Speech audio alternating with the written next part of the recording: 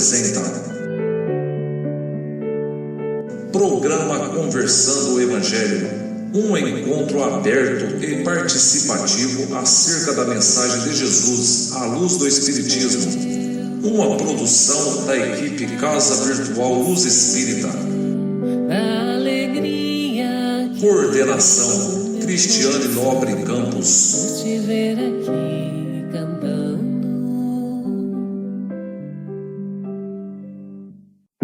Boa noite, meus amigos. É com muita alegria que estamos juntos neste momento para mais um programa Conversando o Evangelho. Sintam-se todos abraçados pela nossa equipe e também pela espiritualidade que neste momento nos acompanha.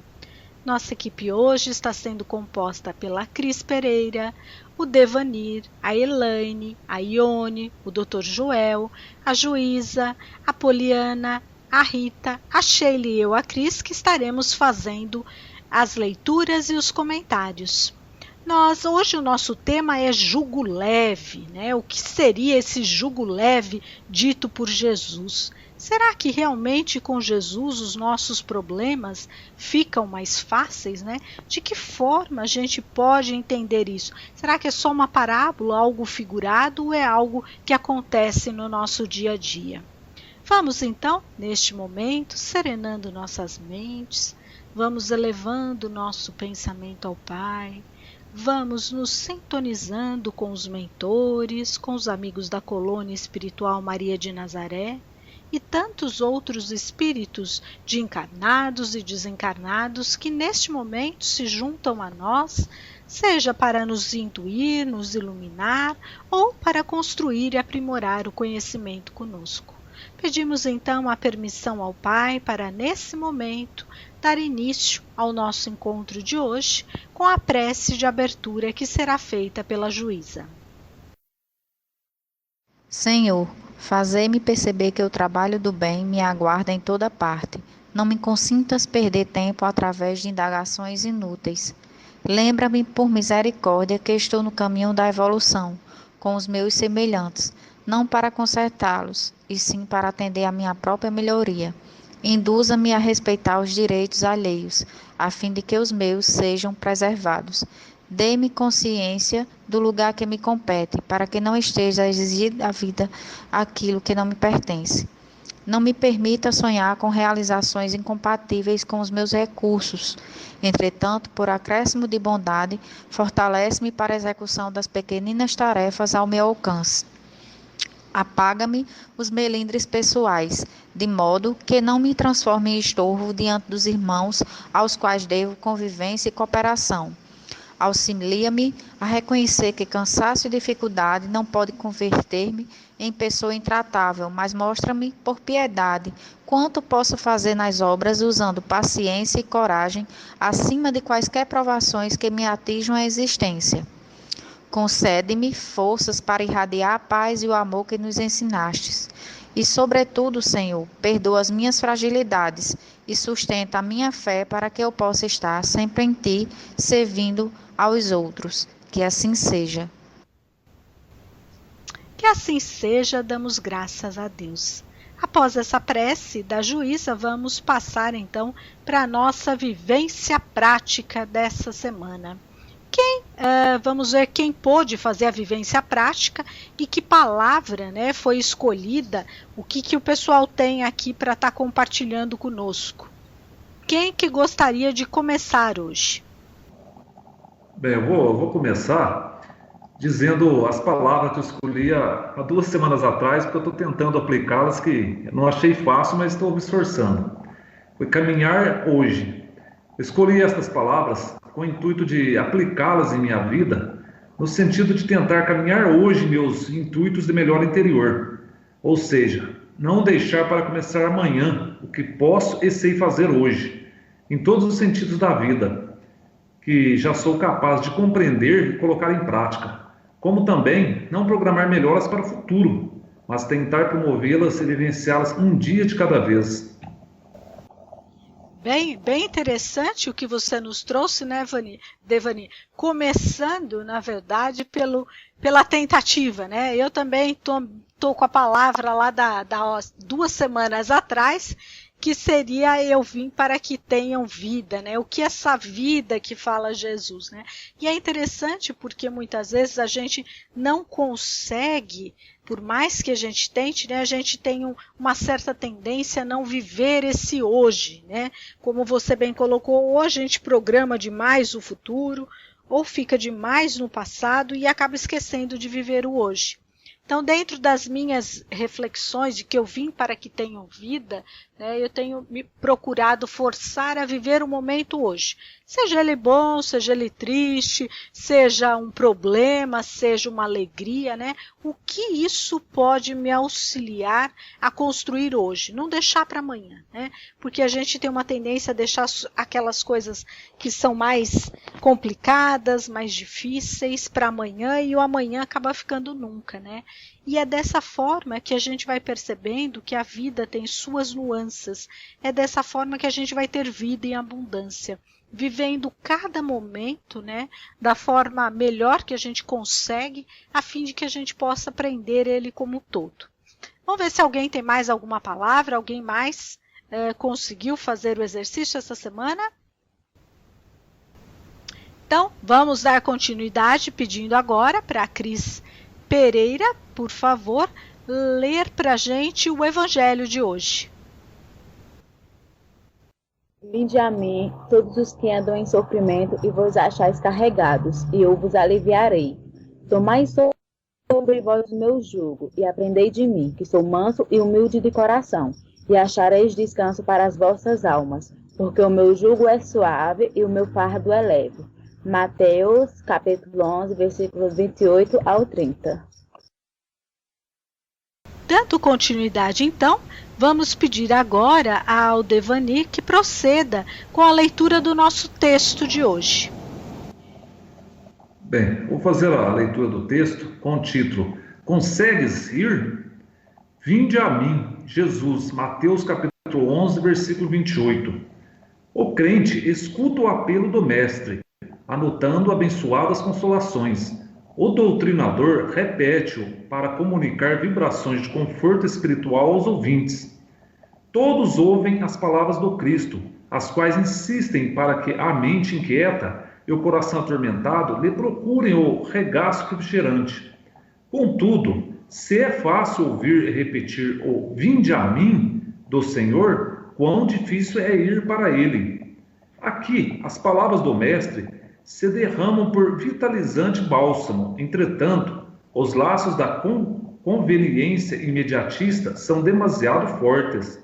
Além, assinala-se o convite divino, entre promessas de renovação para a jornada redentora. Todavia, o cárcere do desânimo isola o espírito, através de grades resistentes.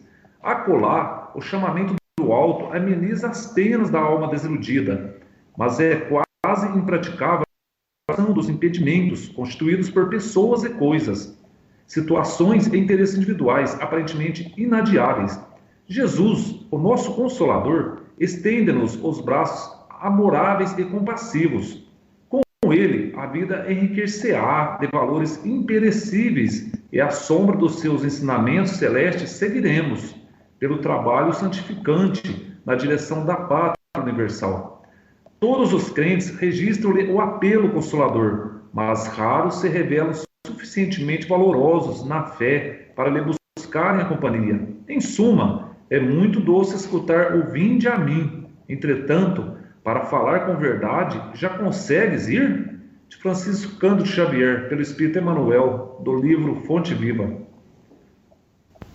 Bem, depois dessa leitura, vamos então iniciar os nossos questionamentos de hoje, né? Jugo leve, vida, vinde a mim. A gente pergunta para Elaine. Elaine, como é que a gente pode entender "vinde a mim" dito por Jesus no Evangelho? Será que esse vir a mim seria só a gente ir a um templo, a uma casa espírita para orar? Jesus veio para ensinar a fé na vida futura, que seria a vida do espírito após a morte do corpo. Ensinou sobre a reencarnação, a pluralidade das existências nos diversos mundos e mostrou o caminho para se atingir a felicidade da qual gozam os espíritos puros. Esse caminho seria a prática da lei do amor, que é a lei de Deus.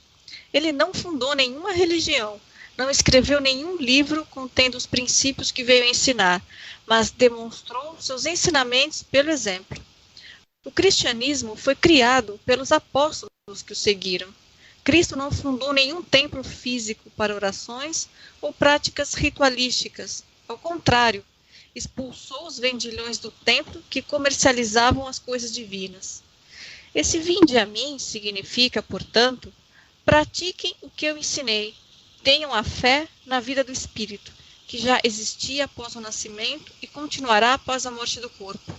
Olhem para as coisas da terra sob um ponto de vista mais elevado, o espiritual.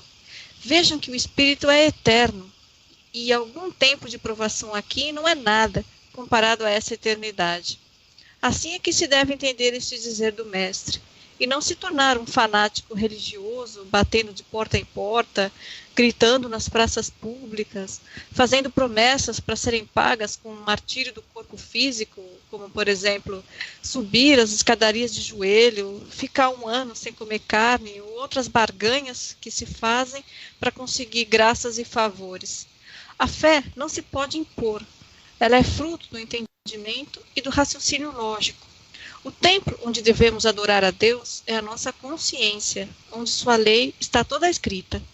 Vá, pois, a este templo e examine-o, para daí expulsar os vendilhões que comercializam as coisas divinas, e trabalhe para se melhorar. É tudo o que nos pedem Jesus e os espíritos de luz. Muito bem, trazido pela Elaine, né? Esse vinde a mim, como a Elaine bem coloca, né? Não é, na verdade, no sentido de criarmos, né, dogmas, de estabelecermos celebrações, de buscarmos um local físico, né, para desenvolver os ensinamentos de Jesus. O vinde a mim, como a Elaine bem colocou, significa o praticar o que Jesus nos trouxe de ensinamento, né? Colocar o entendimento do que é a vida, independente do corpo físico, né? Que nós continuamos vivos enquanto espírito. E isso a gente faz a todo dia, né?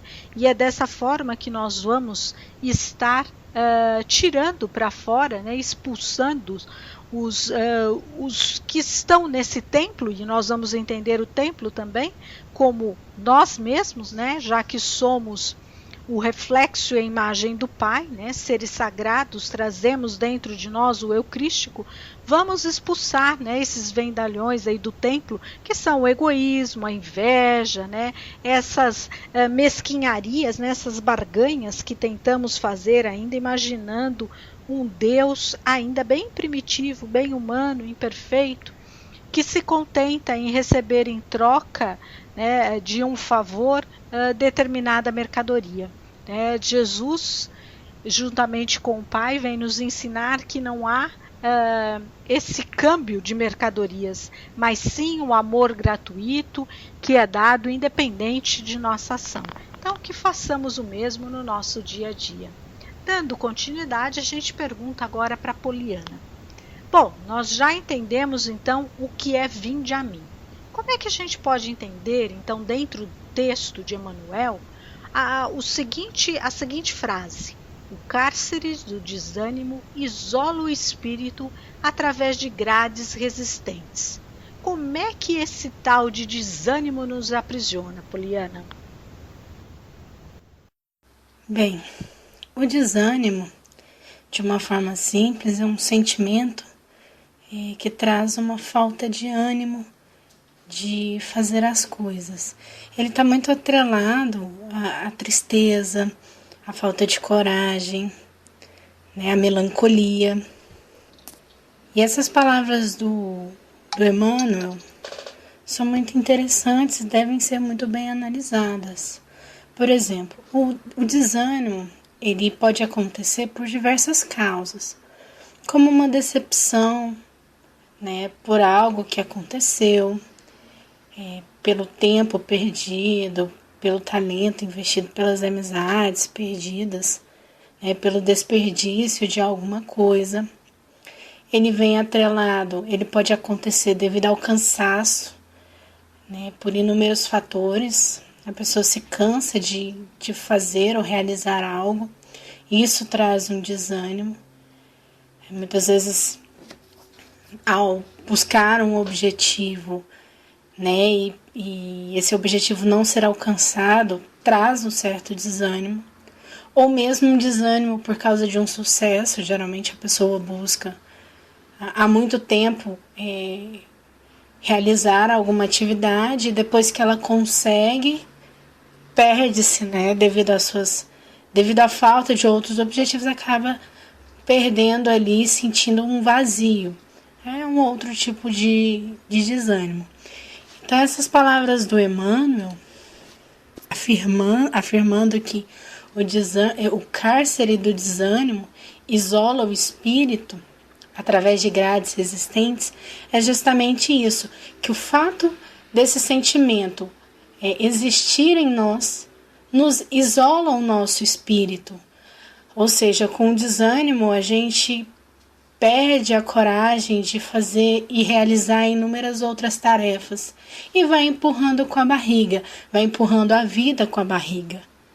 E essas grades resistentes é justamente essa energia que nós liberamos enquanto estamos desanimados, né? Cai a vibração, as boas energias não conseguem chegar a nós, e aí há um desencadeamento de tristezas profundas. Então, se a gente não toma cuidado com a nossa relação, com a nossa ação em relação ao desânimo, essa prisão, ela pode ser muito maléfica para a pessoa, né? Para o nosso organismo, para o nosso espírito. E aí, junto com esse cárcere, eu ainda acrescentaria as influências, as más influências, né? Advindas da queda da energia e da mudança vibratória. Então, além de sentirmos o nosso desânimo, é possível, então, que nós nos conectemos com outros espíritos e outras pessoas também desanimadas. E isso gera uma grande bola de neve, e se a gente não tomar cuidado, a vida ela para de acontecer. A gente para de viver, e aí pode desencadear processos, doenças extremamente perigosas, como, por exemplo, a depressão. Passa a palavra. A Poliana colocou aspectos bem interessantes, né, nos fazendo questionar o que é esse aprisionamento. Então agora a gente pergunta para Sheila, dentro ainda das palavras de Emmanuel, por que ainda temos tantas dificuldades em ir de encontro ao vinde a mim, né?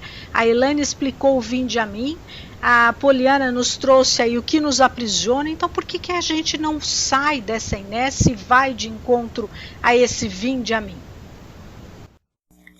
Entendo em suma pelo fato de estarmos ainda tão apegados ao materialismo, às coisas mundanas, e ainda não estamos muitas vezes dispostos a olhar para dentro do coração despido de qualquer desejo material, e com isso não conseguimos nos livrar das dores que nos assolam e não nos deixam ver que nosso Pai Maior, nessas palavras, faz um apelo sincero que se assemelha à mão estendida, ao abraço fraterno, ao secar as lágrimas, à oferta de um ombro amigo. É também a manifestação de socorro, consolo e proteção. Criados simples e ignorantes, optamos, contudo, em perambular pelos desvios que nos afastam do caminho do bem, a despeito das inúmeras oportunidades de elevação que nos são oferecidas. Todos os males que nos afetam têm origem na falta de comunhão com Deus. Consequentemente, tudo que nos causa aflição, mágoa e sofrimento resolver-se-á como que por encanto, mediante o estabelecimento de nossas relações com a divindade. É que o Mestre, no vinde a mim, espera naturalmente que as almas inquietas e tristes o procurem para a aquisição do ensinamento divino, mas nem todos os aflitos pretendem renunciar ao objeto de suas desesperações, e nem de todos os tristes querem fugir à sombra para o encontro com a luz. Passa a palavra. A Sheila também nos trouxe muito claro, né, o que seria esse se colocar a caminho, né, que não é esperar as coisas caírem do céu, mas é ter a disposição para caminhar, mesmo errando. Não é esperar ser perfeito para poder, né, se colocar à disposição do outro, ao trabalho. Sabemos que todos somos aprendizes. Então, dentro desse aprendizado, nós vamos sim cometer erros e falhas. Mas, na verdade, não são os erros e as falhas que são contados. Mas o que conta realmente é quantas vezes nós levantamos diante dos erros que cometemos e continuamos procurando fazer melhor. E agora a gente pergunta para Rita. Rita, por que Jesus promete alívio e não cura dos males? Qual seria a nossa responsabilidade sobre os nossos males?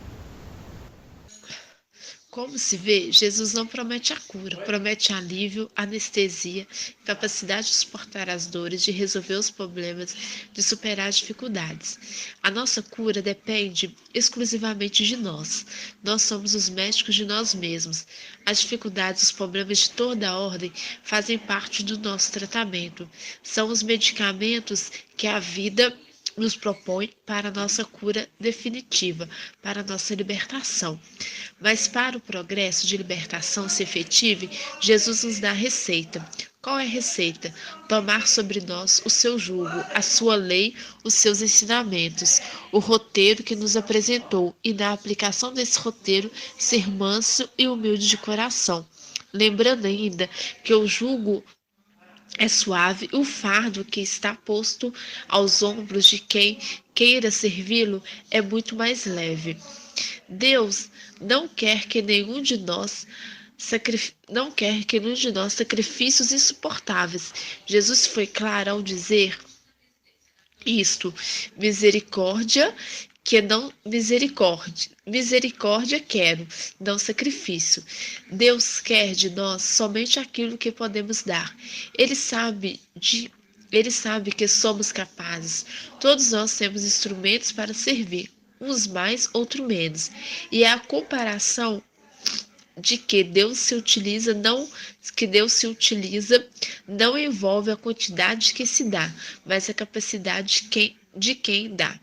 O óbolo da viúva foi a oferenda maior, embora momentânea e insignificante. Ninguém se julgue, pois, incapaz de servir.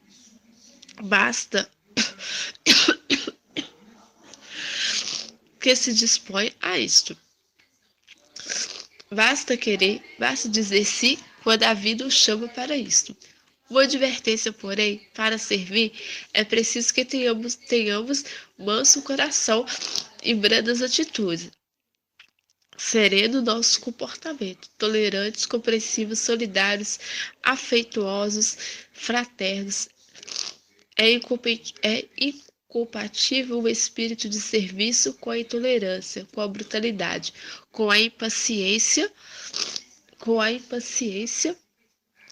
as cobranças, e que sejamos sempre humildes. São os pequenos necessitados de quem necessitam de nós. Precisamos da humildade para abrir-nos o caminho até nós. Chico queria que toda casa espírita fosse sempre uma casa acolhedora, simples, sem luxo, para que o pobre, o necessitado, não tivesse vergonha de nela penetrar, para que ele se sentisse em casa, à vontade, sem preocupação da ordem menor, que tanto separa outras pessoas. Passa a palavra. Nada tenho a acrescentar, né? A Rita já nos trouxe aí o entendimento. Vamos dar continuidade, então, perguntando agora para a juíza. Juíza, qual o significado da palavra jugo? Qual era o cenário político-econômico do povo judeu quando Jesus disse essas palavras do Evangelho de hoje? Como é que a gente pode entender isso? Um dos significados encontrados para a palavra jugo no dicionário Michaelis é que ele remete a um símbolo de submissão. E sobre o cenário político-econômico dessa época, vemos no livro Jesus o Homem, do autor Alcione Moreno, que a política e religião andavam de mãos dadas. Existiam os partidos da classe dominante, que eram os saduceus e os herodianos, e os partidos de oposição, que eram os fariseus, zelotes e os essênios. A economia girava em torno do artesanato, pesca, pecuária e agricultura, havendo 4 impostos diferentes, que eram impostos sobre as atividades artesanais, imposto individual pago por todo cidadão dos 14 aos 60 anos, imposto pela utilização de suprimentos e material e o imposto que servia para fornecer animais sacrificiais aos templos.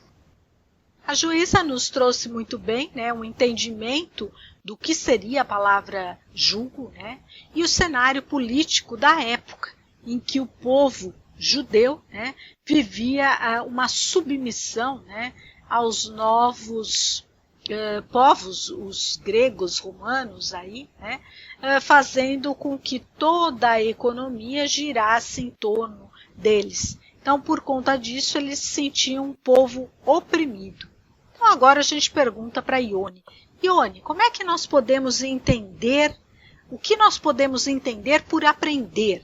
O que significa aprender com Jesus? Onde encontramos o que Jesus quer nos ensinar? Bem, para responder este questionamento, eu vou me fazer valer de um fragmento do artigo Aprendendo a Conhecer com Jesus, do site da Federação Espírita do Paraná. E depois de ler o artigo, eu tirei 4 palavras bem importantes, reflexão, motivação, fé e família. Ninguém melhor para nos dar o exemplo de como conhecer as coisas do que Jesus. Ele nos mostrou o caminho seguro e efetivo do autoconhecimento e da prática do amor. Exemplificando, certa vez, quando os discípulos de João Batista vieram ter com ele, disseram que João perguntara se ele era o enviado de Deus, ou se o povo deveria esperar por outra pessoa. Jesus nos dá nesse instante o exemplo desse estímulo à reflexão. Ao invés de dizer que ele era o enviado, ele disse: "Ide anunciar a João o que tendes visto e ouvido. Os cegos veem, os coxos andam, os leprosos ficam limpos, os surdos ouvem, os mortos ressuscitam, e aos pobres é anunciado o reino dos céus." Esta passagem mostra claramente esta característica de Jesus. Ele estimulou seus interlocutores a observar, logo a reflexão. Outro aspecto importante do relacionamento de Jesus com seus discípulos é a questão do estímulo, que aqui eu conceituei como motivação. Ide em busca das ovelhas perdidas, da casa de nosso Pai, que se encontra em aflição, e voluntariamente desterradas de seu divino amor. Reúne convosco todos os que se encontram de coração angustiado, e diz-lhes de minha parte que é chegado o reino de Deus. Quando os apóstolos titubeavam no trabalho, duvidando de sua capacidade de realizá-lo, o mestre fazia o papel do professor, que transmite conhecimentos e ao mesmo tempo faz com que seus alunos reflitam. Logo, a fé. Este é um exemplo de como Jesus trabalhava a partir das necessidades trazidas pelos apóstolos. E por fim, ele diz: Simão, que faz o pescador quando se dirige para o mercado com os frutos de cada dia? Mestre, naturalmente escolhe os peixes melhores, ninguém compra os resíduos da pesca. Jesus sorriu e perguntou novamente: E o oleiro, que faz para atender a tarefa a que se propõe? Certamente, Senhor, redarguiu o pescador intrigado. Modela o barro, imprimindo-lhe a forma que deseja. O amigo celeste, de olhar compassivo e fulgurante, insistiu: E como age o carpinteiro para alcançar o trabalho que pretende? O interlocutor simples informa: lavrará a madeira, usará a enxó e o serrote, o martelo e o formão. De outro modo, não aperfeiçoará a peça bruta. Calou-se Jesus por um instante e aduziu, e nessa parte eu pensei muito na questão família. Assim também é o lar diante do mundo. O berço doméstico é a primeira escola e o primeiro templo da alma. A casa do homem é a legítima exportadora de caracteres para a vida comum. Se o negociante seleciona a mercadoria, Se o marceneiro não consegue fazer um barco sem afeiçoar a madeira aos seus propósitos, como esperar uma comunidade segura e tranquila sem que o lar se aperfeiçoe?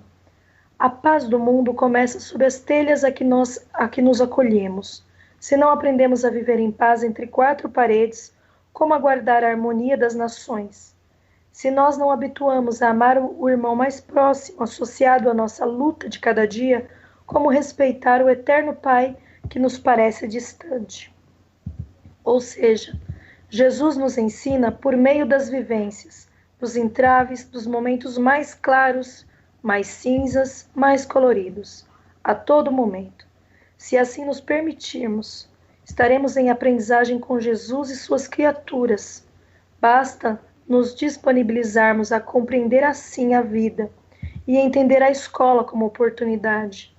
Apropriarmos do momento de nossos estudos, leituras, evangelho no lar e com todo este aporte, certamente, mais aprendizes e equilibrados. Tão logo, não há um local para se encontrar com o que Jesus quer nos ensinar, né? Há sim meios, que é só com o evangelho de Jesus no coração que a gente vai encontrar consolação e esclarecimento. E é isso. Não sei se eu me alonguei muito, passo a palavra. Não, ficou perfeito o que você trouxe para nós, Ione, mostrando que aprender exige uma atitude, né? Uma atitude de quem vai ensinar, que não é dar tudo mastigado, mas é motivar, né? Passar o conhecimento de forma que aquele que está aprendendo consiga questionar e decidir por si próprio. É exatamente isso que Jesus vem nos ensinar, né? E não existe um local para a gente buscar o ensinamento, a não ser o evangelho, né? Aí não é o local, são os recursos, né? E a forma é a gente aplicá-lo no dia a dia, como você bem colocou. Então a gente pergunta, diante de tudo isso que já foi colocado, a gente pergunta para o professor Joel. Professor Joel, como é que o ser humano entende o descanso? Qual seria a maior finalidade do descanso para o ser humano? Seria só o restabelecimento físico? Como é que é esse descanso que a gente encontra aí dentro das palavras de Jesus? Pois é, meu irmão. Eu penso que, na verdade, o homem ainda não conseguiu completamente interpretar o significado do descanso, porque ele desconhece a essência e a profundidade dos ensinamentos que Jesus deixou para nós. Eu diria que através das eras, através do tempo, nós vamos conseguindo em nós mesmos cada vez mais elucidar estas sábias palavras que ainda são motivo de interpretações e aprofundamento. Porque durante o sono a gente sabe, o corpo físico restaura suas energias. Se processam diversos eventos de natureza biológica necessária para que nós possamos ter saúde. O descanso não acontecendo no corpo físico através do sono, esta pessoa fatalmente, dentro de algum tempo, ela morreria. Ela perderia a sua vida. Então, é necessário que entendamos. O descanso é importante, mas o que ocorre é que, com base nos ensinamentos da doutrina do Consolador Prometido, nós sabemos, até mesmo pela própria prece contida na doutrina espírita, onde menciona-se que os espíritos puros, sábios e benfazejos, quando nós suplicamos para que aconteça essa ocorrência conosco, eles nos assistem durante o sono. Nós sabemos agora com clareza que o nosso corpo espiritual, junto com o espírito, embora fique preso ao corpo somático pelo laço fluídico, ele tem a chance de afrouxar este laço de união, e pode passar para outra dimensão da vida e ter a vivência com as entidades espirituais. E a gente ainda suplica que eles nos ajudem para que possamos reconhecer nossas faltas e que tenhamos a coragem de confessar a nós mesmos e pedimos ainda que eles nos orientem. E, de fato, eu mesmo sou protagonista em certas ocasiões, não são muito comuns, de logo que desperto estou como que tendo verdadeiras aulas em termos de ensinamentos proporcionados por entidades espirituais. Até tive o depoimento de um amigo meu quando estava no plano material, porque já foi para o outro lado da vida, que ele me dizia: eu sei que sou um sábio, embora seja um burro. Porque logo que eu desperto, eu me lembro de conhecimentos que são parte de mim. E esses conhecimentos estão aumentando na proporção em que recebo os ensinamentos das entidades espirituais. Foi um dos grandes espíritas que, aos 86 anos, despediu-se da vida material aqui em Santa Cruz do Sul. Então, na verdade, a gente sabe que temos que associar também os ensinamentos que a doutrina nos proporciona e que são, em última análise, a repetição dos ensinamentos de Jesus, que fazer com que estes ensinamentos associem-se ao espírito de resignação. Porque, na verdade, quando nós somos resignados com pleno conhecimento de causa, nós ganhamos da espiritualidade o auxílio necessário para que possamos eliminar as anomalias que em nós, seres espirituais, acham-se registradas. Na verdade, somos almas doentes. O próprio irmão Emmanuel confessou-se ser uma alma doente que estava no hospital planetário chamado Terra, aguardando alta. Então percebam, meus irmãos, esta é a realidade das almas dos espíritos reencarnados e também os desencarnados, é claro, porque todos nós estamos num trajeto evolutivo em direção a Deus.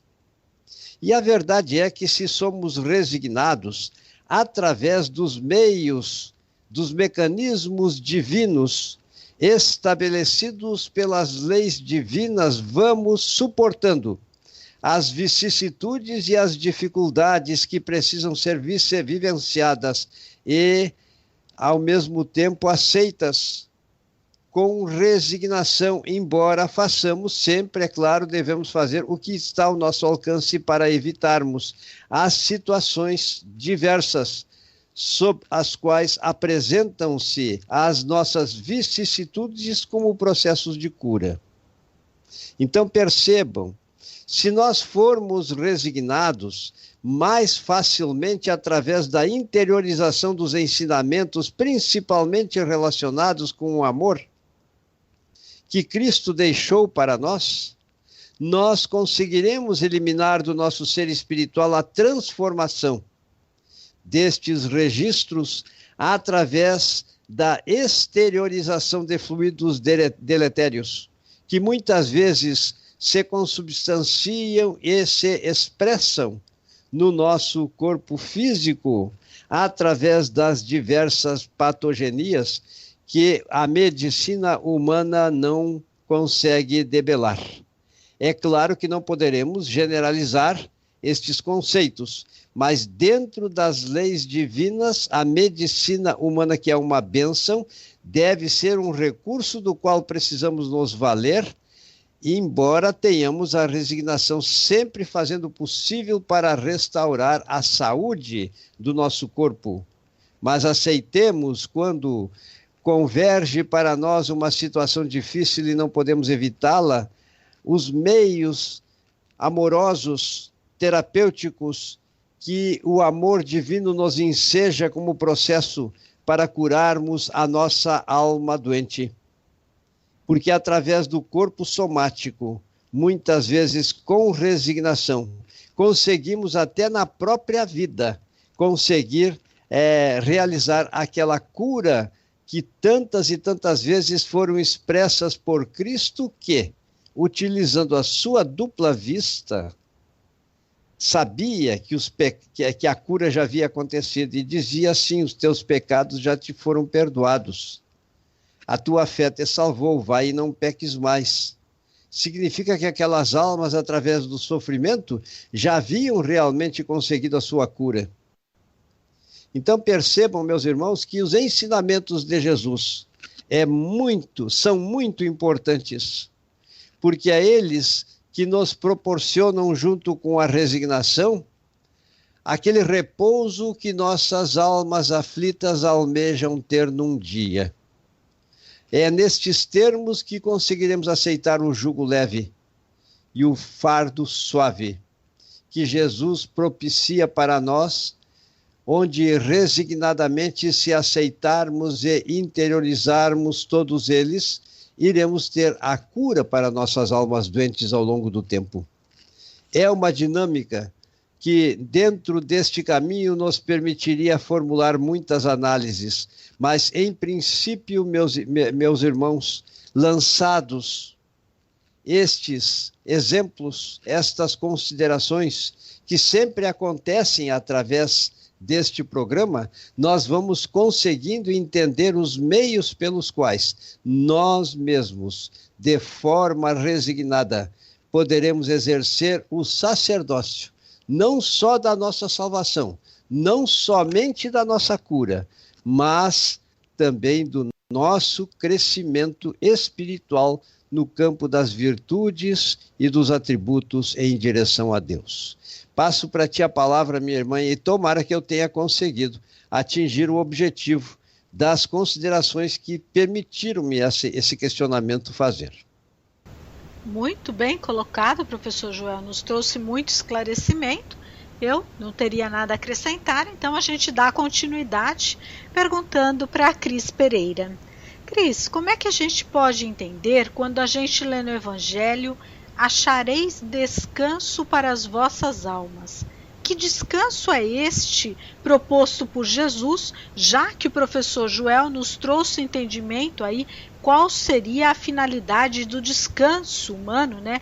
Nos enriquecendo o conhecimento, né? Com tão amplas explicações. O que é isso proposto por Jesus? A quem ele dirige, né? Quando ele está propondo o descanso das almas?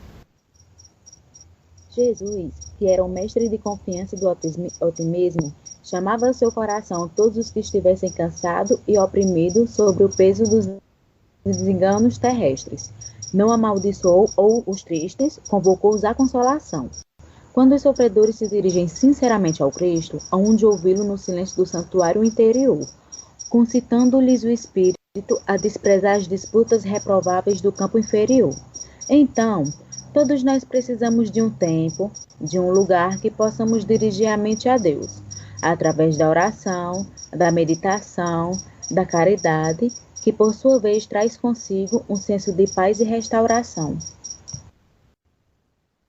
Bem, agora que o entendimento ficou mais completo ainda, né? Eu não teria nada a acrescentar. Então, para finalizar, a gente pergunta para o Devanir. Devanir, quais o entendimento que você tem da seguinte frase: por que o meu jugo é suave e o meu fardo é leve? De que forma o fardo de Jesus é leve e seu jugo pode ser suave? Como a gente pode perceber isso na prática, se vemos que tantos ainda não conseguem chegar até Jesus? Bem, primeiramente devemos refletir indagando a nós mesmos. Como um fardo como o de Jesus pode ser leve? Como compreender suas palavras se vemos e experimentamos tantos sofrimentos neste mundo? Jesus nos convida para irmos até Ele, que seremos aliviados, mas esse ir até Ele não significa ir ao templo religioso de forma convencional, porque muitas pessoas vão ao templo, à igreja ou ao centro espírita e estão com o pensamento em outras coisas, estão lá só de corpo presente. Mas sim, ir a Ele de corpo e alma, ou seja, apresentar-se a Ele e aceitar as leis divinas com humildade e respeito a elas, prestando atenção à mensagem evangélica que está sendo exposta. Isso pode ser feito sem dogmas e sem rituais, mas antes um código de renovação moral que deve ser aplicado diariamente na prática da nossa reforma íntima. A partir do momento que passamos a entender e seguir os desígnios do alto ao nosso respeito, não iremos dificultar ainda mais a nossa situação presente. Nós não infringiremos e não agravaremos a nossa situação perante a lei divina, pois teremos cuidado de não fazermos mal aos outros, porque sabemos que iremos sofrer suas consequências. Uma pessoa que recebeu um pequeno conhecimento da vida futura já enfrenta a morte com certa naturalidade. Ele vai se conscientizar que a verdadeira vida não é a vida material e por isso trata as dificuldades com outros olhos. E é justamente esses outros olhos, a dimensão de uma vida futura, que torna o fardo leve.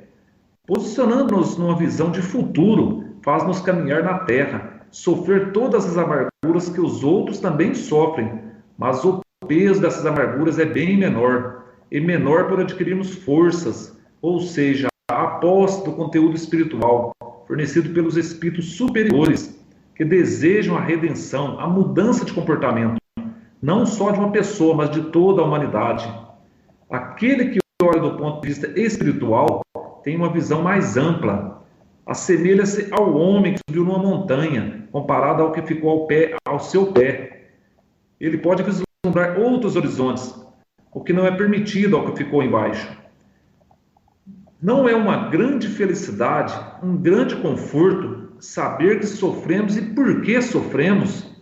Imagina alguém que sofra e não tem perspectiva ou esperança alguma com relação ao futuro. O seu sofrimento será de rebeldia, de blasfêmia contra Deus. Estejamos sempre com os nossos pensamentos voltados para o bem supremo. Peçamos força para cumprirmos as nossas tarefas, os nossos deveres, sejam eles simples ou de grande complexidade. E, enfim, saibamos sofrer e, se soubermos, sofreremos menos. Passo a palavra. Bem, eu nada tenho a acrescentar, o Devanir deixou claro. Eu trago hoje para as considerações finais um texto chamado Inteligência Emocional, né, que a gente vai poder aplicar aí, na minha visão, dentro do contexto aí do fardo, como é que a gente faz o nosso fardo do dia a dia ser mais leve com Jesus. Então é uma história que diz, era um verão em Nova York, fazia um calor sufocante, quase insuportável. A gente não precisa pensar em Nova York, né? Podemos pensar também no Brasil, né? Já que estamos no Brasil, é muito fácil imaginar esse calor. Então, continuando, as pessoas andavam pelas ruas mal-humoradas, invisível desconforto. Daniel Goleman, doutor em psicologia, aguardava o ônibus que o levaria de volta ao hotel. Ao entrar no ônibus, foi surpreendido com a saudação do motorista. Oi, como vai? Era um homem de meia idade e largo sorriso, que repetia a mesma saudação a todos os passageiros que iam adentrando durante o longo percurso no denso tráfego. Todos, como Daniel, se surpreendiam, mas, porque estavam com o humor comprometido pelas condições climáticas, poucos retribuíam o cumprimento. Aqui eu faço um parênteses, né? Não só pela condição climática, mas até pelos problemas que teve durante o dia, o trânsito atrasado, né? O que tem para resolver, a crise econômica, ou sei lá mais o que, né? São tantos os fatores que acabam prejudicando o nosso humor, né? Que é fácil a gente entender a forma que as pessoas estavam nesse tráfego, né? Então, continuando, à medida que o ônibus se arrastava pelo centro da cidade, porém, uma transformação mágica foi ocorrendo. O que será que aconteceu, né? Vamos entender aqui o que aconteceu com esse nosso motorista de ônibus. Para deleite de todos, o motorista começou a fazer animados comentários sobre o cenário que os envolvia. E ele dizia, há uma sensacional liquidação naquela loja, uma exposição maravilhosa naquele museu, estreou um novo filme no cinema ali na esquina. Ele falava com prazer e as possibilidades que a cidade oferecia contagiaram a todos. Ao descerem do ônibus, as pessoas haviam se despido da couraça do mau humor com que tinham entrado. E quando o motorista lhes dirigiu o sonoro "até logo, tenham um ótimo dia", todos lhe deram uma resposta sorridente. O único homem, sem fazer qualquer discurso inflamado ou sem buscar argumentos mirabolantes, conseguiu, por meio de seu próprio comportamento, mudar o estado de espírito de diversas pessoas. Aquele motorista, mesmo sem se dar conta disso, pacificava os corações daqueles desconhecidos que se faziam companheiros de um curto trajeto. Fazendo uma breve pausa aqui, a gente percebe, na verdade, como a gente pode ser instrumento, né? Como a gente pode fazer o fardo de um nosso e de todos muito mais leve com simples ações.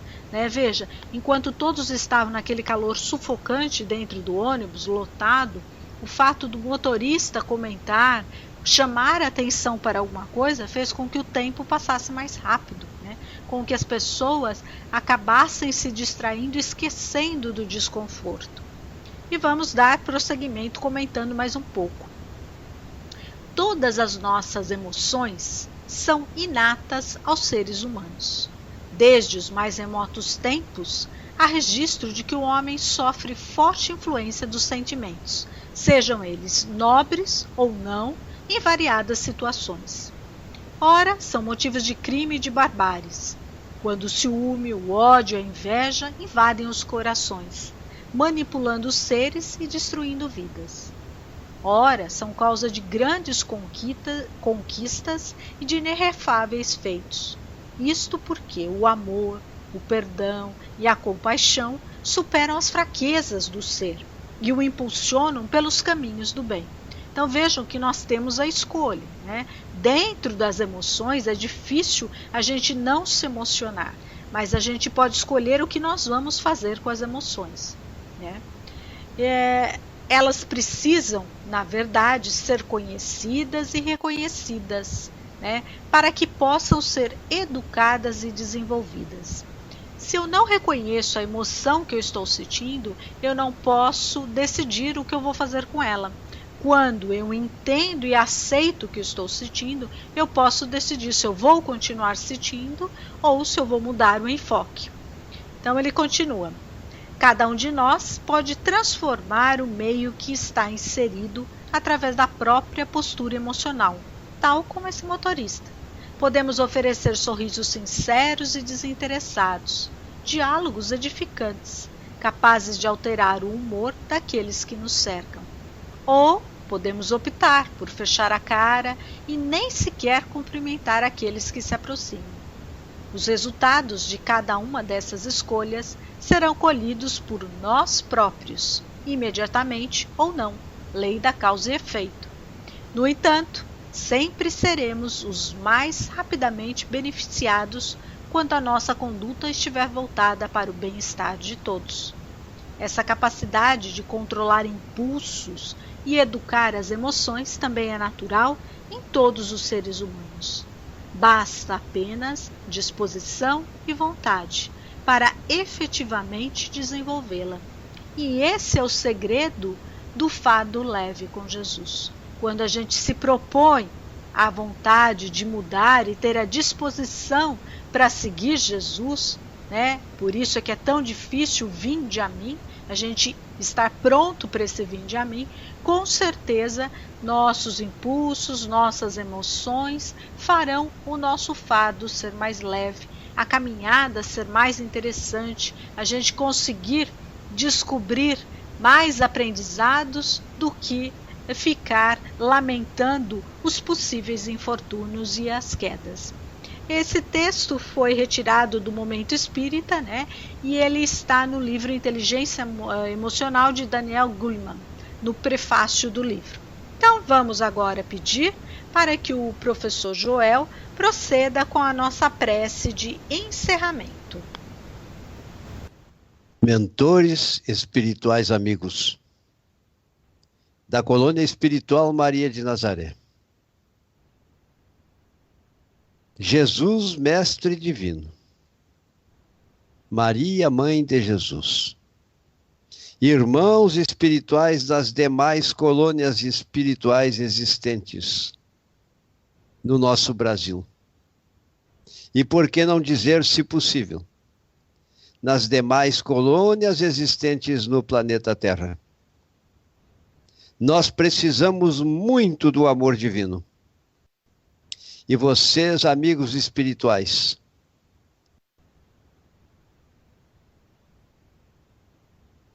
seguidores de Jesus, que prodigalizam o amor divino, ajudai-nos.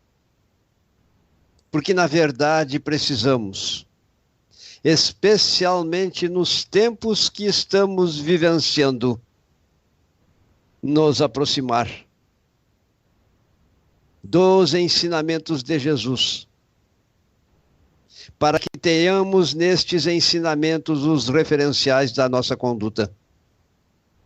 No entanto, como precisamos dos vossos auxílios, espíritos protetores e amigos, num termo geral, abrangendo a terra inteira, porque somente através da interiorização destes ensinamentos é que iremos conseguir suavizar nossos fardos e estabelecer a leveza dos nossos jugos, a ponto de, estando os ensinamentos do Mestre interiorizados em nossa alma, possam os mesmos nortear as nossas condutas em termos de relações humanas.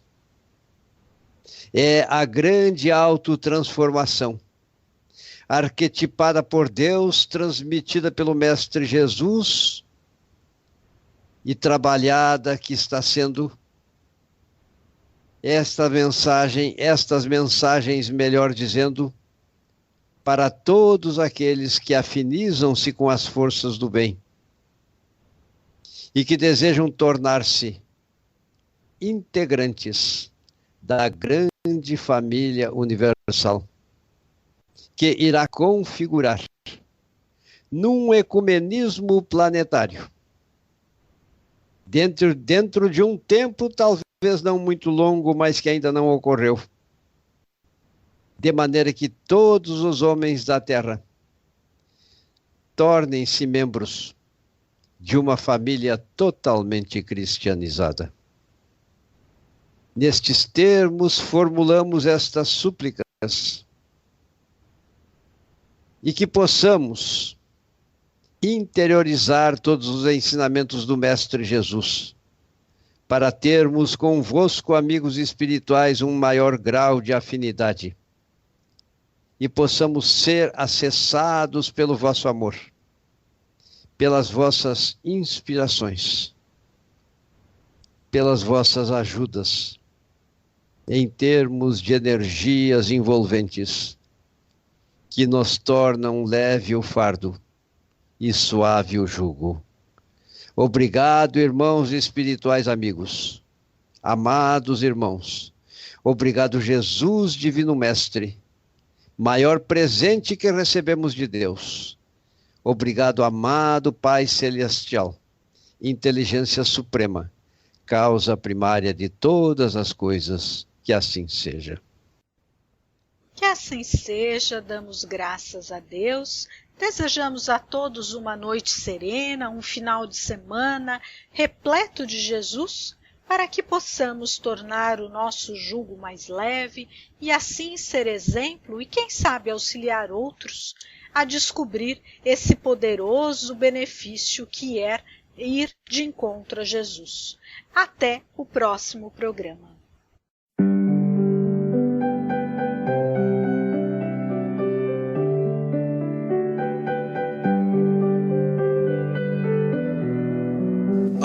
Rádio Cavile apresentou